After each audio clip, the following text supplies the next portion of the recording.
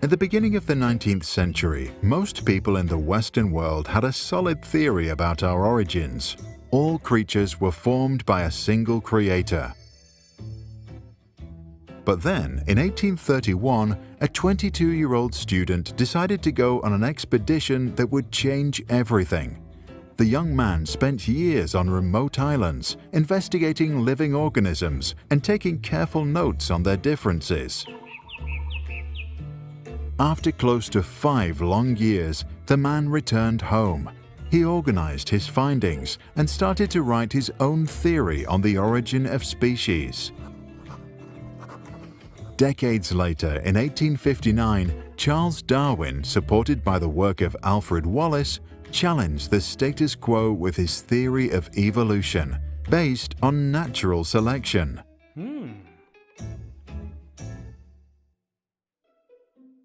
Natural selection is the process through which populations of living organisms adapt, reproduce, and change.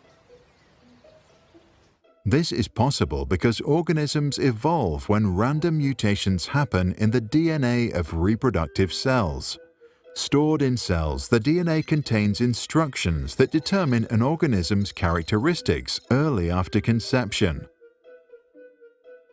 For instance, 2 animals with particular features can have a baby with very special ones.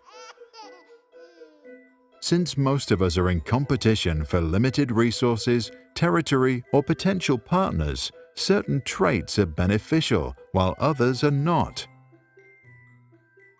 And when the survival of one is challenged by the presence of another, some can get by as they are, while others must adapt or they will die out. One way to adapt is to specialize for particular ecological niches in order to survive and reproduce. Over time, it may be that there are certain mutations that later happen to improve one's ability for reproduction. If these particular traits are also heritable, that is, passed from parent to offspring, then there will be a reproductive advantage.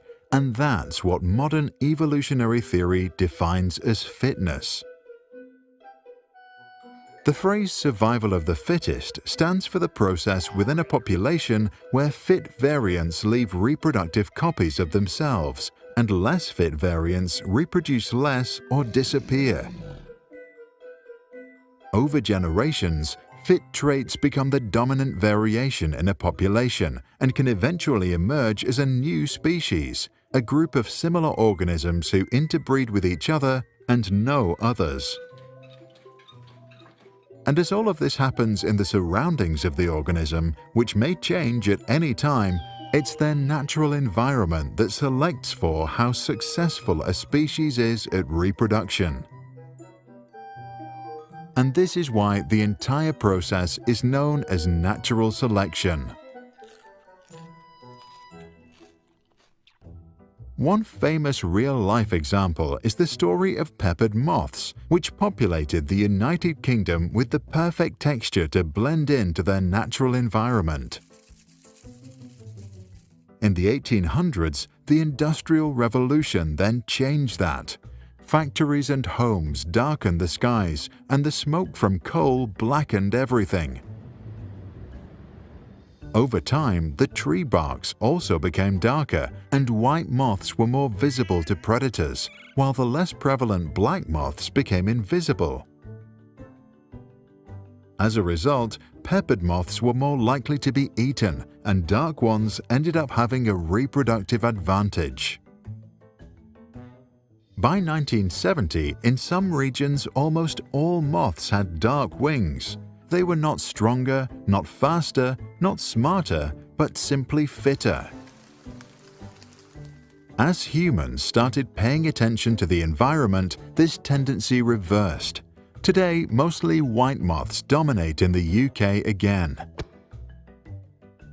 Random genetic mutations were giving dark moths a reproductive advantage in a certain environment for a certain period of time. What are your thoughts? Are all species related? And if so, do all stem from the same single origin? And if that's the case, How do we solve the chicken and egg problem? Share your thoughts in the comments below.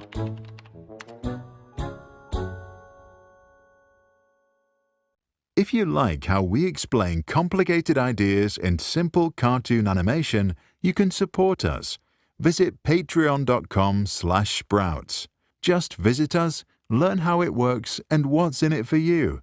We hope to see you there. And if you are a parent or educator, check out our website, sproutschools.com. There you can find this and other video lessons, additional resources, and classroom activities.